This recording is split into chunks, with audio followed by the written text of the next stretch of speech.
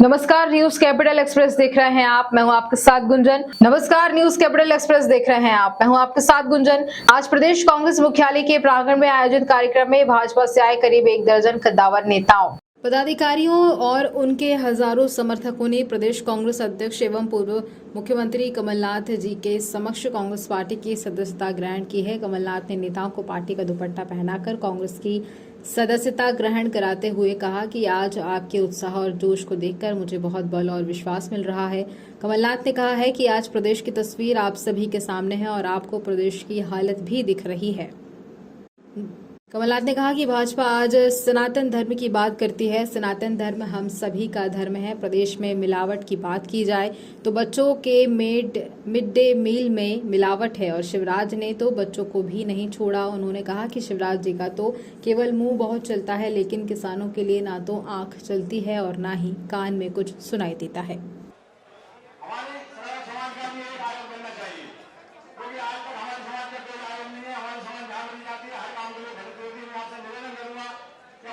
रखना था सर, कहाँ रखा है?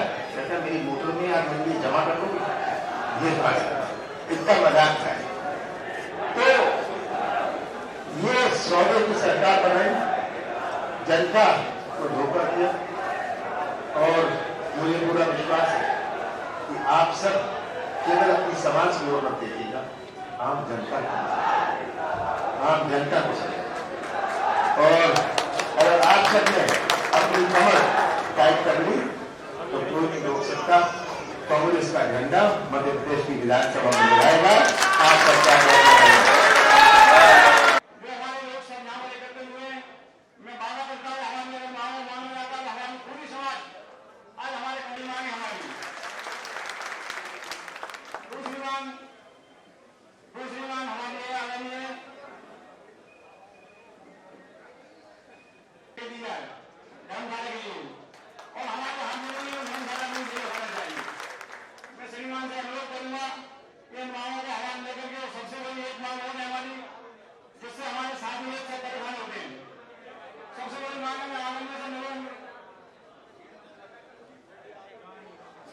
और प्रदेश की हालत ठीक नहीं है। सामने रख के बोलिए। और हमारे बेरोजगार भाई को कोई काम नहीं मिल रहा है। शिवराज जी जनता को लालीपाप दे रहे हैं, झूठी घोषणाएं कर रहे हैं और प्रदेश का बंटाधार कर दिए। ये 15-16 सालों में उन्होंने जो सरकार चलाई है, प्रदेश की माली हालत कर्जा ले लेकर सरकार चला रहे हैं। पूरे प्रदेश की कीमती जमीनें, शासकीय जमीनें बेच रहे हैं और भ्रष्टाचार का इतना बोलबाला हो गया है। कई मंत्री इनके भ्रष्टाचार के आरोप में लोकायुक्त की जांच चल रही है, लेकिन प्रदेश की जनता को कोई सुख सुविधा नहीं है। और मैं तो ये कहूँगा कि चुनाव आता है तब उनको जनता की याद आता है। आप कांग्रेस में एंट्री करिए तो आपको यहाँ से टिकट मिलने की आपको कोई भरोसा? नहीं, मैंने कोई सशर्त कोई ज्वाइनिंग नहीं की है। मैंने कांग्रेस की रीति नीतियों पर भरोसा करके कांग्रेस पार्टी की सदस्यता लिया है। पार्टी जो भी जिम्मेदारी देगी मैं उसका निर्वहन करूँगा। अभी रामपाल सिंह बीजेपी के विधायक हैं, रामपाल सिंह, उनका एक बयान आया है। उन्होंने कहा है कि कुछ नाराजगी होगी, लोगों ने छोड़ दिया होगा, लेकिन वो वापस आएंगे और कुछ लोगों को तो हमने इसलिए भेजा है कि वो घूम फिर के वापस आ जाएंगे। वहाँ का माहौल देखने गए। सदा चली आई प्राण जाई पर वचन न जाए। तो क्या आप यहाँ का माहौल देखने आए हैं क्या सर? रामपाल सिंह ये कह रहे हैं कि कुछ ये उनकी सोच हो सकती है, हमने हमको पहचाना बोल रहे हैं कि हम रणनीति के तहत भेज रहे हैं। हमने जिनको वचन दे दिया, हमको दे दिया थोड़ी है, ये उनकी निगाह में होंगे। लेकिन हमारा इतिहास उठा के देखिए, जो हमने कह दिया वो रामबाण है। सर, बीजेपी परिवारवाद की बात करती है। गौरी शंकर बिसेन अब बेटी के लिए टिकट मांग रहे हैं और बीजेपी संभवतः उनको टिकट देने जा रही है। किस तरीके से देखते हैं? भाजपा की कोई सोच नहीं है और उनकी ना कोई नीतियाँ है। कहते कुछ है, करते कुछ है, दूसरों पे आरोप लगाते और खुद ही गलतियाँ करते हैं। परिवारवाद का सहारा तो वही लेते, कांग्रेस के ऊपर परिवारवाद का आरोप लगाते हैं और खुद ही परिवारवाद के चक्कर में फंसे। जो अभी 39 उम्मीदवारों की बीजेपी की सूची आई है, उसको किस तरीके से देखते हैं? आपके जिले में एक आम आदमी पार्टी कार्यकर्ता को टिकट दे दिया। ये तो अब उनसे पूछिए आपने कैसे दिया करते। अभी तब उस पार्टी में थे, अभी तक थे आप उस पार्टी का हिस्सा थे। अरे मैं तो सुनो उस पार्टी को ट्रस्ट दिया, सुनो उनकी रीति नीतियाँ मुझे पसंद नहीं। आप देख रहे हो बेरोजगारी बढ़ रही है, महंगाई कितनी बढ़ रही है, किसानों का बेहाल है। अभी देखिए आप कोरोना काल में बड़ी भारी उपलब्धियां, कितने रेमडेसिविर के इंजेक्शन नकली पाए गए मध्य प्रदेश में, और चारों तरफ कोई देखो किसी का कोई रोजगार नहीं मिल रहा है, युवाओं को कोई टप्पा रिक्त पड़े हुए, कमलनाथ जी ने भी बताया।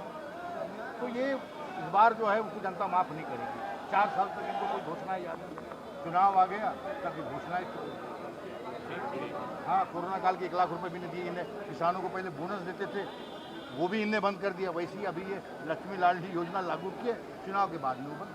ठीक है, धन्यवाद। अभी दूसरे कैंडिडेट और आ रहे हैं हमारे और साथी भी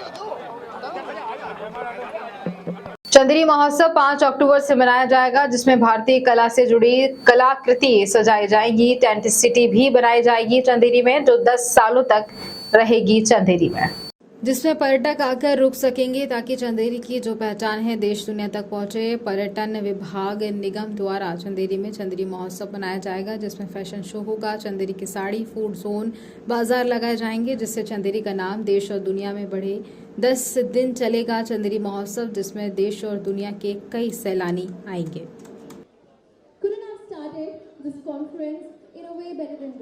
इससे खूबसूरत आगाज हो ही नहीं सकता था। सम्माननीय व्यक्तियों का, सभी मुख्य अतिथियों we have embraced and celebrated our culture.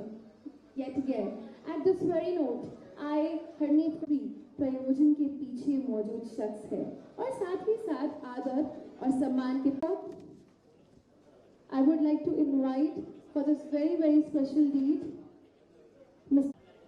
और जब बात आई है इस शानदार पल की, अब mister Yuvraj Padole, deputy events and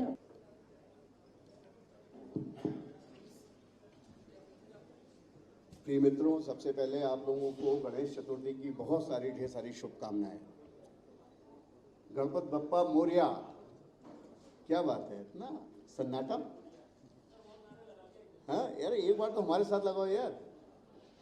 reality with God collective effort. एक स्वप्न जो इन्होंने देखा और आपने गलत हो गया क्या? मैं सुन नहीं पाया था ना। विवेक श्रोतिया का AMD, क्योंकि कोई भी शुभ काम जब हम करने चलते हैं उसमें गणपत बप्पा हमारे सहायक सिद्ध हों। मध्य प्रदेश पर्यटन और संस्कृति, जैसा आप अवगत हैं, लगातार नए नए नवाचार करता रहता है। पर्यटन की दृष्टि से पीछे वाले साथियों से थोड़ा सा अनुरोध है कि आवाज़ पीछे बहुत आ रही है, तो थोड़ा शांत हो जाएंगे। बस 5-7 मिनट में ही अपनी बात कहूँगा, मैं लंबा नहीं कहूँगा। इसमें कोई प्रेजेंटेशन भी है क्या? अच्छा, तो पहले आप प्रेजेंटेशन करेंगे या पहले मैं बोलूँ? चंदेरी हमारे प्रदेश का एक बहुत ही महत्वपूर्ण पर्यटन स्थल है। यहाँ पर इतिहास, विरासत के साथ साथ चंदेरी आर्ट, जो टेक्सटाइल है, क्राफ्ट है, वो एक विश्व प्रसिद्ध टेक्सटाइल वहाँ का जाना जाता है। चंदेरी साड़ियों के बारे में प्रसिद्ध है। तो इन सभी चीज़ों को समेकित करते हुए चंदेरी में एक बहुत ही आकर्षक टेंट सिटी हम प्रारंभ कर रहे हैं 5 अक्टूबर से। और उस टेंट सिटी के माध्यम से चंदेरी के इतिहास को, विरासत को सबके सामने रखा जाएगा और बहुत सारे ऐसे अनुभव पर्यटकों को वहाँ पर मिलेंगे जो वहाँ पर आएंगे, चंदेरी में इन टेंट सिटी में रुकेंगे। उन्हें बहुत सारे नवीन नूतन अनुभव होंगे। वहाँ पे विभिन्न प्रकार की कला और संस्कृति की गतिविधियाँ होंगी। चंदेरी टूरिज़्म जो हम प्रमोट करना चाह रहे हैं, उसके माध्यम से सभी वहाँ की आर्ट, कल्चर, क्राफ्ट सभी को समेकित करके सबके सामने रखा जाएगा। और हर रोज़ वहाँ पे गतिविधियाँ होंगी, चाहे वो वहाँ पे सांस्कृतिक मंच हो, उसमें गतिविधियाँ होंगी, laser light and sound show हो। चंदेरी में एक नया लाइट एंड साउंड शो भी हम प्रारंभ कर रहे हैं चंदेरी के महल में। चंदेरी की फिल्म इंडस्ट्री के माध्यम से जो चंदेरी को प्राथमिकता मिली है, उसको भी शोकेस किया जाएगा। चंदेरी के जो क्राफ्ट है, टेक्सटाइल है, चंदेरी के पास में एक प्राणपुर करके गांव है जहां पे सभी बुनकर फैमिलीज़ हैं और वो चंदेरी की साड़ियाँ बनाते हैं।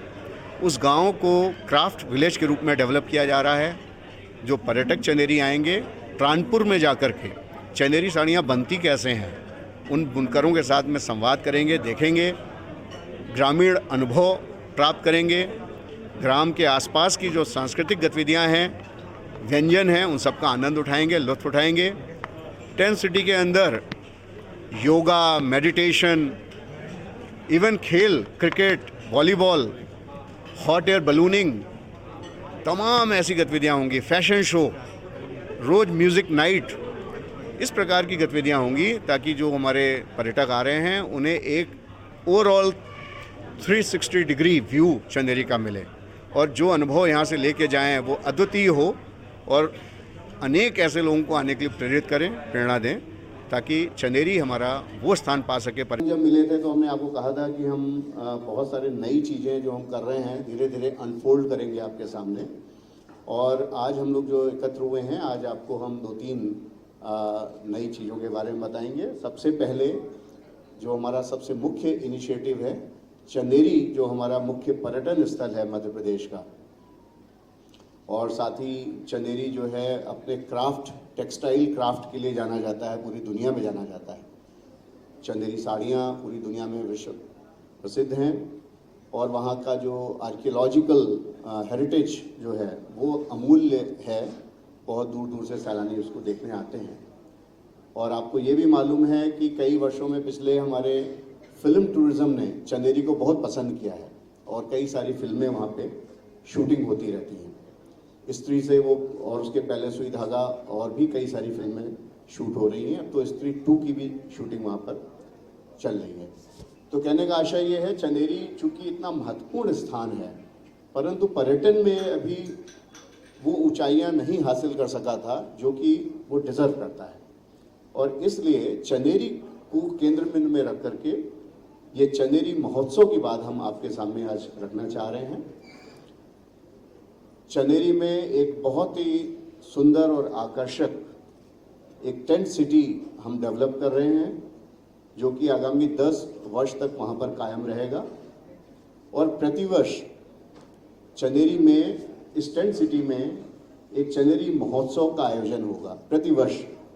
अगले 10 वर्ष तक की तो हमने अभी से व्यवस्था कर दी है, और इस चंदेरी महोत्सव में जो सैलानी हैं वो चंदेरी के आकर्षण को देखने के लिए आएंगे।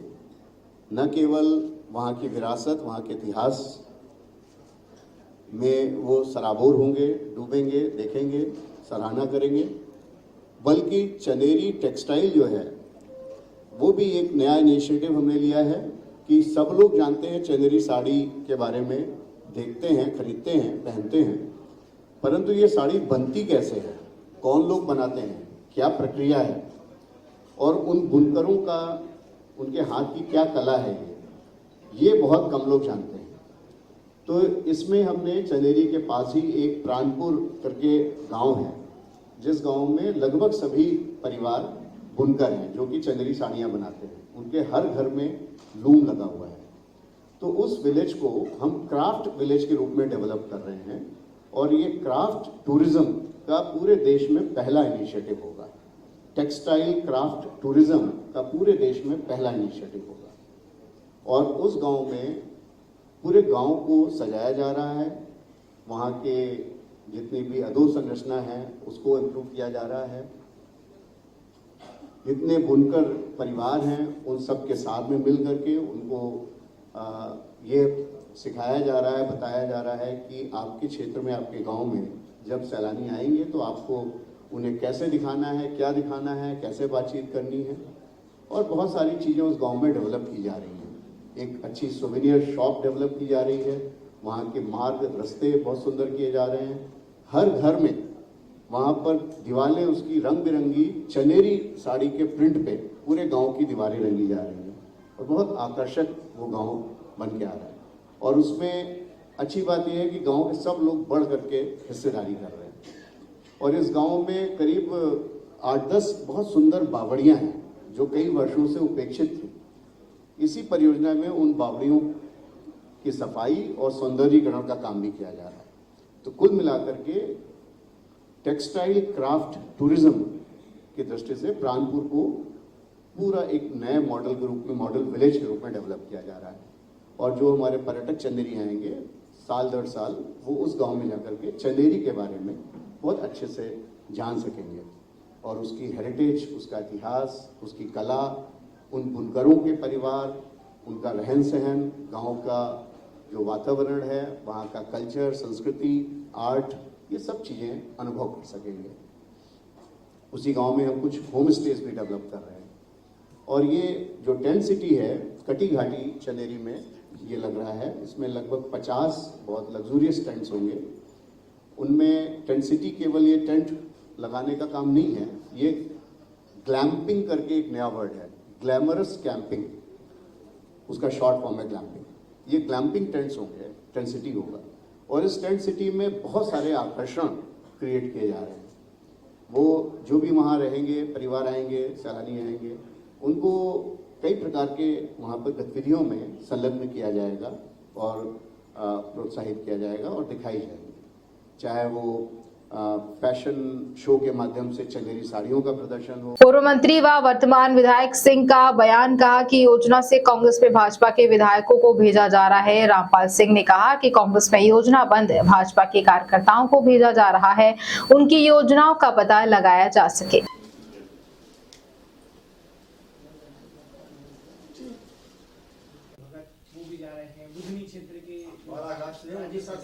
सीएम साहब के साले भी हैं जो उनको कांग्रेस की सदस्यता दे रहा है, संजय मसानी जी। देखिए, कांग्रेस पूरी तरह घबराई हुई है। 27 कांग्रेस के विधायक जब से आए हैं तो सदमे में है कांग्रेस।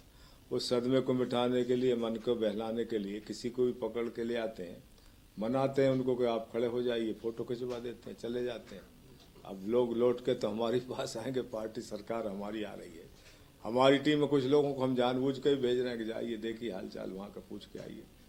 रणनीति के तहत हो रहा है। हाँ, योजना में है ये कि भाई उनको तसल्ली इसी में हो रही है, करते रहो, जाओ भाई 2-4 लोग घूम के आ जाओ। उनके तो इतने विधायक आज़ादी के बाद, इतने विधायक किसी सरकार के टूट के आए हों, ये पूरे विश्व में एक रिकॉर्ड बना है। इतने सत्ता पक्ष में विधायक और वो सरकार छोड़ के, मंत्री पद छोड़ के बीजेपी में आए हैं।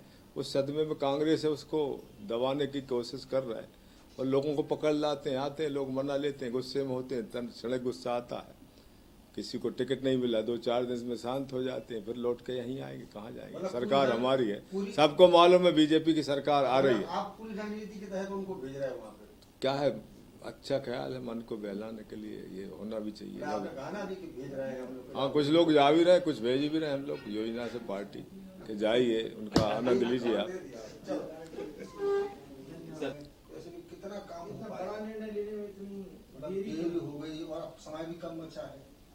इसमें ऑलरेडी शासन की तरफ से तो निरंतर चल ही रहा था और सरकार की तरफ से पूरी प्रक्रिया जारी है और विलंब का कोई काम नहीं। सरकार के काम तो रुकते नहीं हैं, लेकिन ये बड़ी जवाबदारी माननीय मुख्यमंत्री जी संगठन ने दी है, तो उसको हम लोग बखूबी निभाएंगे और सब लोगों को सक्रिय करके और सरकार की योजनाओं को नीचे तक ले जाएंगे और सरकार के जो हम लोगों को जवाबदारी है उसको पूरी ताकत से हम लोग पूरी करेंगे। लेकिन अगर सतत जारी रहेंगी, काम करती रहेंगी, जारी रहेंगी समितियां। कानून बना दिया गया है मध्य प्रदेश में, पहले ही कानून बन चुका और ये समितियां सक्रिय रहेंगी। इसकी कापी हम आपको दे देते हैं राजपत्र की। पूरा कार्यकाल से लेकर सब आपको हम दे रहे हैं बिहार, ये सब आप पढ़िएगा और अध्ययन करिएगा और स्वयं इसको सरकार ने प्राथमिकता के लेकर स्वयं माननीय मुख्यमंत्री जी भी इसकी समीक्षा करते हैं और वही इसको देखते हैं। और इतनी कल्याणकारी योजनाएं जो बन रही हैं, जैसे लाडली बहन अभी निकली, अन्न की है, गरीबों को निःशुल्क अन्न देने का काम है, पूरी जो योजनाएं मकान से लेके जो अन्य सुविधाएं दी जा रही हैं उनको पूरी समीक्षा करेंगे।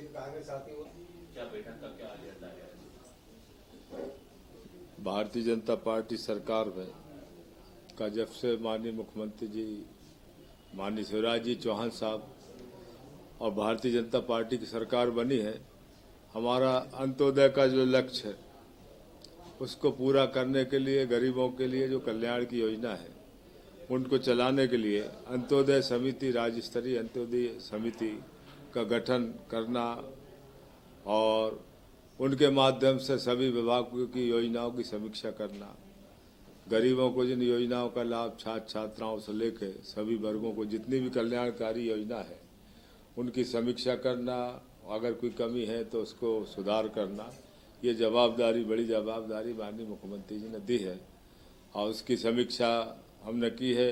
जिला स्तरीय समितियों के गठन के लिए भी कलेक्टरों को अभी लिखा है कि वो हमारे संगठन से भी हमारे नाम आएंगे। जिला स्तरीय समिति होगी, राज्य स्तरीय समिति में भी सदस्य बनाए जाएंगे और ब्लॉक स्थानीय निकाय में ग्राम पंचायतों तक इन समितियों का गठन कई जगह हो चुका है, कई जगह नहीं हुआ है, तो इसको हम करेंगे और सक्रिय करके जन कल्याणकारी योजना है उनका पूरी समीक्षा हमारी समितियां करेंगी और समितियां सक्रिय हो जाएंगी तो काफ़ी योजनाएं नीचे तक पहुंचाने में और बड़ी सुविधा होगी। वैसे भी हमारे जनप्रतिनिधि, सरपंचगण, जनपद, जिला पंचायत, नगर पालिका अध्यक्ष, महापौर सब अच्छा काम कर रहे हैं, लेकिन उनके सहयोग के लिए समितियां पूरी तैयार रहेंगी और सहयोग करेंगी। सर, क्या आपकी नाराजगी को शांत करने के लिए ये राज्य स्तरीय समिति हमको पहले ही मंत्रिमंडल के पहले ही ये जवाबदारी हमको मिल गई थी। क्या आपको बैलेंस करने के लिए कि बैलेंस, हम लोग तो बैलेंस पहले से ही रहे, हमें बैलेंस रहते हैं, बैलेंस है। हम लोग विधायक हैं, जनप्रतिनिधि हैं, जनता का आशीर्वाद है और मध्य प्रदेश सरकार में माननीय मुख्यमंत्री जी, संगठन सभी हम लोग मिलकर काम कर रहे हैं और जो जवाबदारी जिसको जहाँ मिलती है उसको पूरा हम लोग कर रहे हैं, इसमें सवाल ही नहीं उठता। 1 महीने का समय बचा है तो कुछ फिक्स क्या कुछ रूल है, क्या कुछ रणनीति है? 1 महीने का पूरा टारगेट, अभी हमारी समीक्षा बैठक चल रही है अधिकारियों के, अभी आप आ गए बीच में, हमने रोक दिया है। पूरा लक्ष्य हम दे रहे हैं अधिकारियों को इतने दिन में जो समितियां रह गई उनका गठन करें और समीक्षा वहाँ जो हमारी टीम बनेगी, जिला स्तरीय समिति, राज्य स्तरीय समिति, उनको भी कार्य विभाजन करके उनको भी जिले आवंटित करेंगे और काम दे के कम समय में ज़्यादा परिणाम देने का पूरा हमारा प्रयास है और उसको हम जो जवाबदारी दी उससे हम ज़्यादा अपेक्षा से ज़्यादा काम करके हम आपको दिखाएंगे, फिर आप लोगों के साथ बैठेंगे के बाद। आई थी तो तीर्थ दर्शन बंद कर दी थी और कई सारी योजनाएं। कांग्रेस ने तो 2 लाख रुपए दिए नहीं, 10 लाख में घोषणा पत्र में कोई काम किया नहीं, एक भी काम नहीं किया। लेकिन कांग्रेस का तो मानने का सवाल ही नहीं, मध्य प्रदेश की जनता का विश्वास खो चुकी है और विश्वासघात किया है जनता से, तो कांग्रेस का तो आने का सवाल नहीं। आगे समितियां बढ़ेंगी और आने वाले में सरकार भी भाजपा की बनेगी और ताकत के साथ ये समितियां सब मिल के हम लोग काम करेंगे और सरकारी योजनाओं को नीचे तक ले जाएंगे। मध्य प्रदेश टंटिया, भील, भीमा नायक, बादल भोई जैसे सैकड़ों स्वाभिमानी आदिवासी नायकों की पुण्यभूमि है। मध्य प्रदेश के कण कण में इन नारों की अनुगूंज सुनाई देती है। एक तीर एक कमान, आदिवासी एक समान। मध्य प्रदेश को ये गौरव हासिल है कि देश के सबसे अधिक आदिवासी समाज के लोग अनादिकाल से यहाँ के मूल निवासी हैं, मगर 18 सालों के शिवराज राज में वे विभत्स यातना, अमानवीय प्रताड़ना तथा आत्मा छलनी करने वाले कुकृत्यों के शिकार हैं और शिवराज इनके जिम्मेदार हैं। और सत्ता के नशे में मदमस्त भाजपा नेताओं ने आदिवासी समाज के खिलाफ न सिर्फ अमानवीयता की सारी हदें पार की हैं, बल्कि उनकी नर पिशाचित करतूतों ने पूरे मध्य प्रदेश को शर्मसार कर दिया है। मंदिर, गुरुद्वारा, मस्जिद, हमारे बहुत सारी खेड़े जो बोलते हैं गांव में, हर गांव का एक खेड़ा है। खेड़े, पीर पैगंबर, ये भारतीय संस्कृति का हिस्सा है। अब किसी के पेट में दर्द हो तो साहब डॉक्टर से दवाई ले लो, मैं तो यही कह सकता हूँ। धन्यवाद। कांग्रेस के जनरल सेक्रेटरी और मध्य प्रदेश के हमारे प्रभारी नेता माननीय सुरजेवाला साहब, मीडिया टीम के हमारे सम्मानित प्रवक्ता साथीगण, सम्मानित पत्रकारगण, कैमरामैन मित्रों और फोटोग्राफर साथियों, हम सभी का सौभाग्य है कि एक कर्मठ इंचार्ज जनरल सेक्रेटरी हमें मार्गदर्शन देने के लिए अब कंटिन्यू दिल्ली से आकर भोपाल में रहेंगे और पार्टी की आवाज बनकर अपनी रणनीति के तहत आपको अवगत कराते रहेंगे। हमारे नेता माननीय सुरजेवाला जी आपसे रूबरू हो उसके पहले मैं निवेदन करना चाहूंगा हमारे साथी से कि वो वीडियो जारी कर दें। एक वीडियो हम आपको दिखाएं। इनका जवाब नहीं दे रहा, मैं केवल ये कह रहा हूं, खड़गे साहब ने कहा है कि पिछड़े वर्गों के लोगों को भी इसमें अधिकार मिलना चाहिए। क्यों पिछड़े वर्गों की महिलाओं को अधिकार ना मिले? कांग्रेस वाले को मिश्रा जी उस पर अध्ययन कर रहे हैं, ये अलग से उस पर प्रेस वार्ता करेंगे। जो आपने उठाया वो एक गंभीर विषय है। श्रीमती सोनिया गांधी जी ने पहल की थी और कांग्रेस महिला आरक्षण बिल लेकर आई थी, जिसे हमने राज्यसभा में पारित किया था। वो बिल आज भी लाइव है। अमित शाह जी को संविधान की जानकारी की काफी तंगी है। वो बिल एक्सपायर नहीं होता। Constitutionally it is a live bill still. और लोकसभा में हम वो पारित नहीं कर पाए थे क्योंकि हमारे पास संख्या बल नहीं था। अब जो महिला आरक्षण बिल आया है, महिला आरक्षण बिल के आइडिया की जननी श्रीमती सोनिया गांधी हैं, कांग्रेस पार्टी है, हम उसके पक्षधर हैं। पहले तो सैद्धांतिक तौर से मैं एक बात कहना चाहूं, अब भाजपाई कर क्या रहे हैं? मैं गांव का आदमी हूं, इसलिए गांव की परिभाषा में बताऊंगा। वो ये कह रहे हैं, भैया इधर थोड़ा सा ध्यान आपका चाहूं, वो ये कह रहे हैं भैया रोटी और या खिचड़ी तुम्हारे लिए बना रहे हैं, ऐसा करना बेटा, 5 साल बाद आ जाना, फिर तुम्हें वो भोजन देंगे। 5 साल आप खिचड़ी खाने का इंतजार कर सकते हो जो चूल्हे पर बन रही है उपले की आग पर। ये कह रहे हैं वो देश की महिलाओं को कि भैया खिचड़ी हमने चढ़ा दी है, 5 साल 6 साल लग सकते हैं, उसके बाद आ। अब ये क्या है, आप इसका अंदाजा और आकलन खुद कर लें। देखिए, पहली बात, उन्होंने अगर वो बिल पढ़ें 2011 के बाद, पहले तो मोदी जी ने दोबारा सेंसस नहीं करवाया जो ड्यू था। कभी बोलते हैं ये कोरोना आ गया, कभी बोलते हैं मिश्रा जी का कसूर है, कभी पंडित नेहरू का कसूर है, तो वो सेंसस नहीं करवा रहे। तो अब हम 2023 के आखिर में आ गए, 24 में फिर चुनाव है, तो स्वाभाविक तौर से 24 में नहीं हो सकता। जब पिछली बार डिलिमिटेशन कमीशन बना था, मुझे साल याद नहीं, 2002 का है अगर मुझे सही याद है, तो 91वां संशोधन हुआ था संविधान का। आप ईयर चेक कर लीजिएगा, it is subject to correction. 91st amendment, उसमें लिखा था कि कॉन्स्टिट्यूएंसीज का डिलिमिटेशन 2026 के बाद होगा।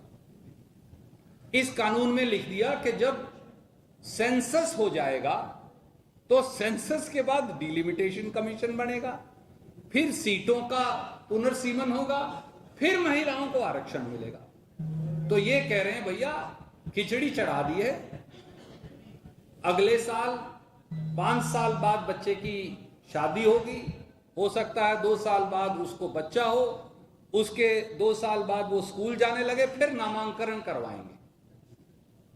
तो देश की महिलाएं खुद फैसला कर लें कि इसका क्या नतीजा निकलने वाला है। आप इसे सेंसस से क्यों जोड़ रहे हैं भैया? क्या जरूरत है? मैं आपसे कहता हूं, आपको आरक्षण लागू करना, लागू कर दो, खत्म।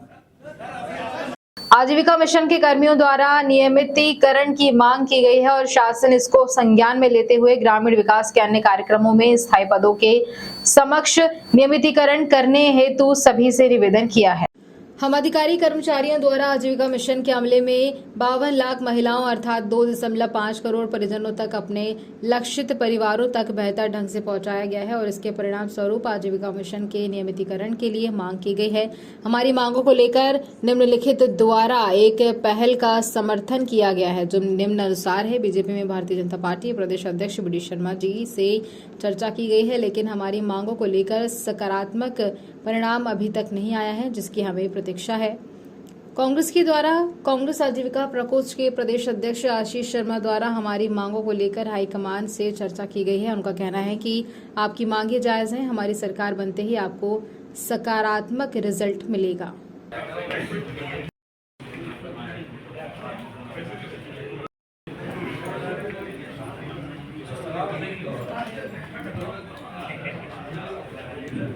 सबसे पहले तो नाम बता दीजिए आपका। मेरा नाम आशीष मोहन शर्मा है। मैं ग्रामीण राजीव का संविदा कर्मचारी संघ में प्रदेश अध्यक्ष हूँ और आज हम यहाँ दो उद्देश्यों से जुड़े हैं। एक तो हमारे साथी है राकेश खरे जी, आकस्मिक उनका भी एक सड़क दुर्घटना में निधन हो गया है, उनको श्रद्धांजलि देने के लिए, और शासन से उनके संबंध में हमारी एक मांग है कि उनके परिजनों को अनुकंपा नियुक्ति दी जाए। जैसा कि शासन ने भी अपनी घोषणा में कहा है कि हम प्रावधान करेंगे। दूसरी हमारी मूल मांग है कि हमें लंबे समय से हमारे समस्त संविदा कर्मचारी शासन में नियमितीकरण की आस लगाए बैठे हैं। चूँकि केंद्र में और प्रदेश में दोनों जगह भारतीय जनता पार्टी है, तो हम यह उम्मीद करते हैं कि कहीं से भी हमें नियमितीकरण में अड़चन नहीं होगी। तो हम अपने आपके माध्यम से हमारी मांग शासन तक पहुंचाना चाहते हैं। आपके पहले भी हमने माननीय प्रदेश अध्यक्ष वी शर्मा जी के माध्यम से अपनी मांग शासन तक पहुंचाई है और हमें उम्मीद है कि कभी न कभी इस पर सकारात्मक। सर, आपकी मांगे जो है वर्षों से चले आ रही है, पूरी नहीं हो पा रही, चुनावी साल है, क्या कोई बड़ा आंदोलन भी देखने को मिलेगा? जी, आज उसी के लिए हम यहाँ पर एकत्रित हुए हैं।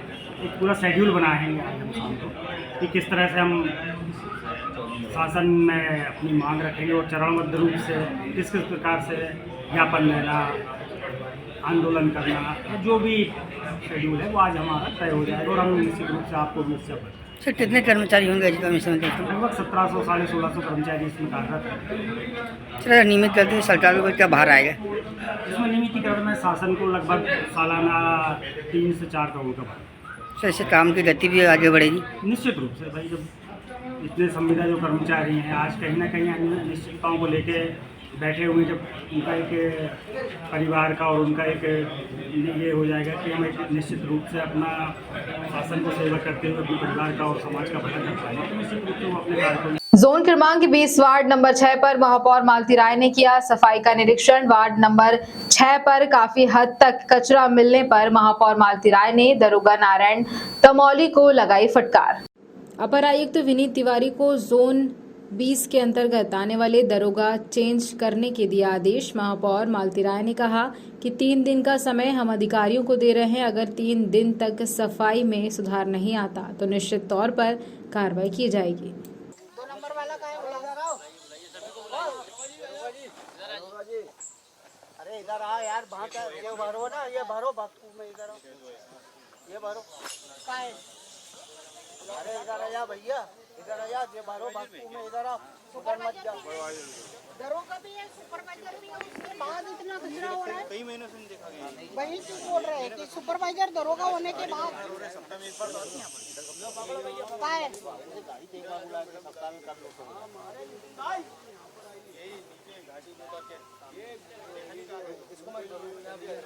देखो कितना कचरा निकल रहा है। अर्जुन फटाफट अरेंज करो।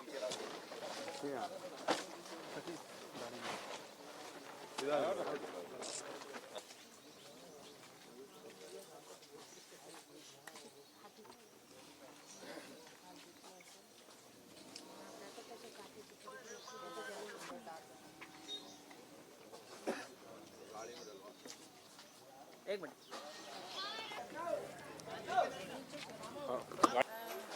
ऐसा नहीं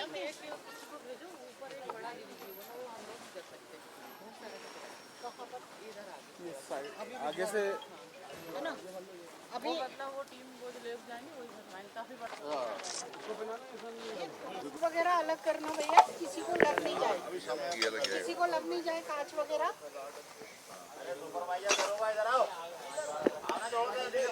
ये बोरियां उठा लो फटाफट, कचरा बोरी। ये क्या है? यहाँ आते हो कभी के नहीं आते हो? नहीं आते हो तो फिर ये कचरा इतना कहाँ से आ गया? नहीं, सहूलियत वाली क्या बात है? तुमने कभी रिक्वायरमेंट की कि ये कचरा उठाने हमारे पास सहूलियत नहीं है, है और बराबरी से जवाब दे रहे हो। काम तुम्हारा है ना, कि तुम्हारा काम है ये? क्या है, सुपरवाइजर का है आपका? क्या देखते हो इधर आके? कब से पड़ा है ये कचरा? कब से पड़ा है? आज यदि एनजीओ ये सब लोग नहीं आते तो फिर कैसे करते? अरे किसी भी गाड़ी में भराते, कब से पड़ा हुआ भाई? कौन करेगा?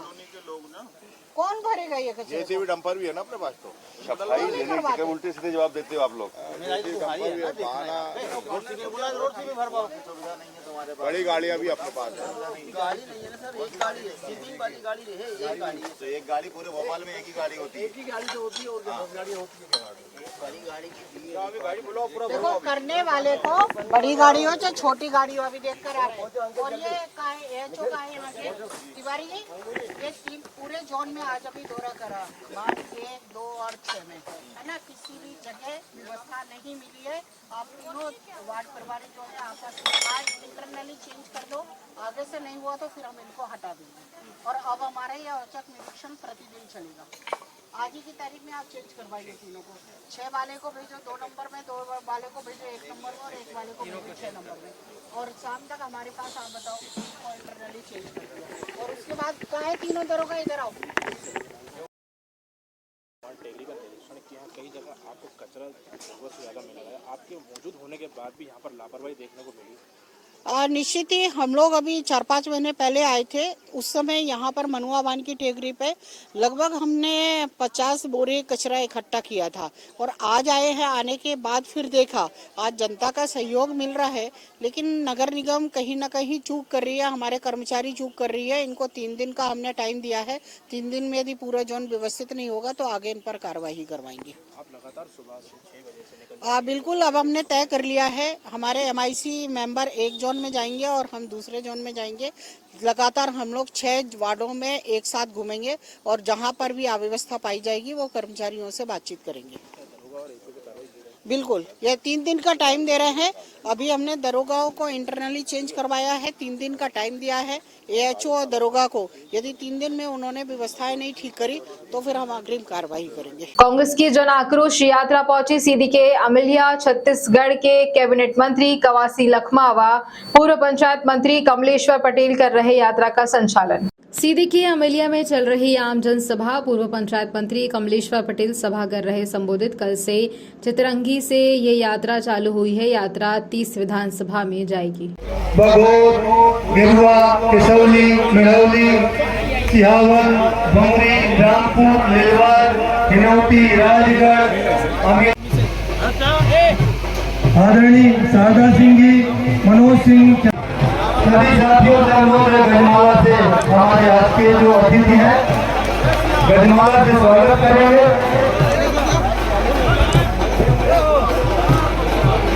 वरिष्ठ नेता उपस्थित होने बनाने वाले, हमको आशीर्वाद देने वाले जी आदरणीय तेज बहादुर सिंह जी, आदरणीय वनस्पति साकेत जी, आदरणीय कोई दिक्कत नहीं है। आदरणीय कमलेश्वर जी एक सेवक की तरह आप सबके बीच हमेशा उपस्थित रहते हैं, काम करते हैं, इसलिए यहाँ पर परेशानी बढ़ती है। आप सभी की उपस्थिति से उनका मनोबल बढ़ रहा है। हम सब आपसे निवेदन करेंगे कि आने वाले समय में कांग्रेस को मजबूत करें, आदरणीय कमलेश्वर जी को अधिक से अधिक मतों से जिताएं, ताकि ये लगे कि उनकी सेवा का फल आपको मिल रहा है। धन्यवाद। जय हिंद। बहुत बहुत धन्यवाद आदरणीय तिवारी जी। उस विधायक के नाम पर माताओं और बहनों को लालीपाप दिखाने का काम किया है। जो पढ़ी लिखी हमारी माताएं बहनें हैं, हमारे भाई बंधु हैं, हमारे नेता लोग हैं, उन सारी बातों को समझते हैं।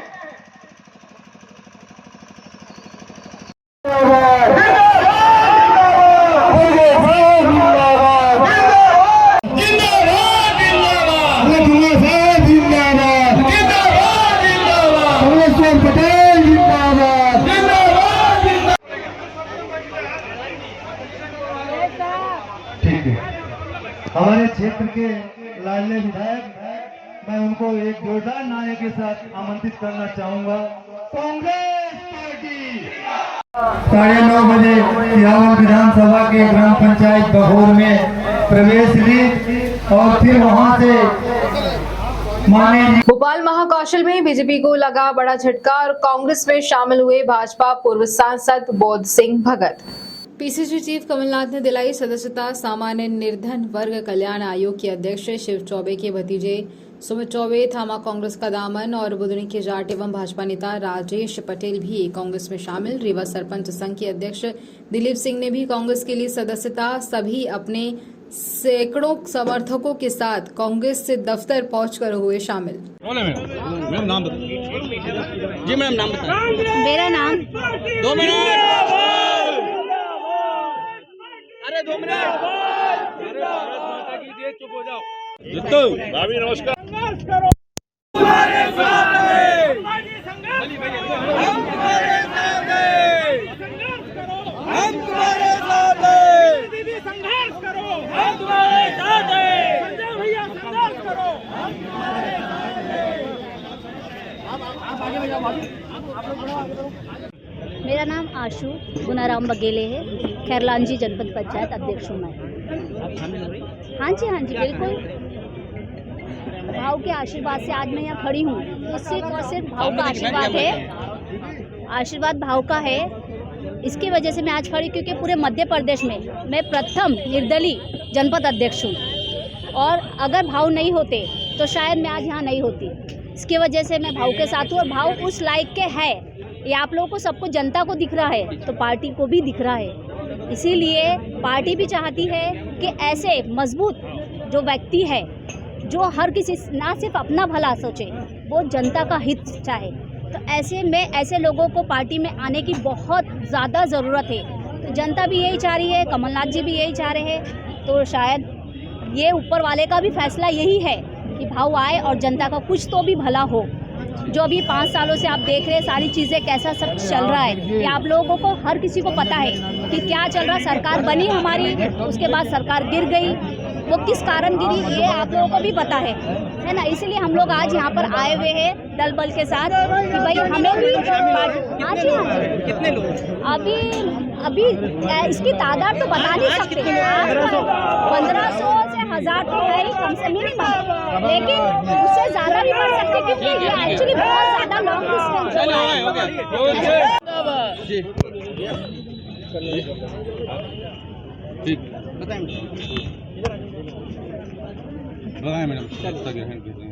कांग्रेस का परिवार बढ़ रहा है और एक बहुत मजबूत व्यक्ति जिन्होंने बालाघाट में सांसद के रूप में बालाघाट का प्रतिनिधित्व किया है, विधायक रहे हैं, ऐसा व्यक्ति कांग्रेस परिवार में जुड़ रहा है, तो निश्चित रूप से कांग्रेस को मजबूती मिलेगी जिले में भी, और उसका असर पूरे प्रदेश में भी रहेगा। और हम सबको विश्वास है कि आदरणीय कमलनाथ जी मध्य प्रदेश के मुख्यमंत्री बनेंगे और मजबूत लोग उनके साथ रहेंगे, तो निश्चित रूप से सरकार बनने के बाद काम का भी आनंद आएगा। देखिए, महिला आरक्षण लागू हो गया, लेकिन 2029 तक का समय हमको मिल गया। हम चाहते हैं कि आरक्षण लागू हो और अभी ही हो। अभी किस बात की देरी है भाई? अभी जो सामने लोकसभा का चुनाव आएगा, ये तभी से लागू हो जाना चाहिए। 2029 तक की रास्ता किस बात की है? बिल्कुल अभी होना चाहिए। हम तो स्वागत करते हैं इस फैसले का और हम चाहते हैं कि अभी हो, 2024 के लोकसभा चुनाव में ये बिल लागू हो और हमारी महिलाओं को मौका मिले। राजनीति में महिलाओं को किस रूप में देखती हैं? अगर मैं बहुत सशक्त रूप में देखना चाहती भी हूँ, और मैं चाहती हूँ कि हमारी महिलाएं अब जिनको केवल अवसर की कमी होती थी, तो निश्चित रूप से अब जब उनको अवसर मिलेगा तो वो उनकी प्रतिभाएं खुलकर सामने आएंगी। धन्यवाद भैया, नमस्ते।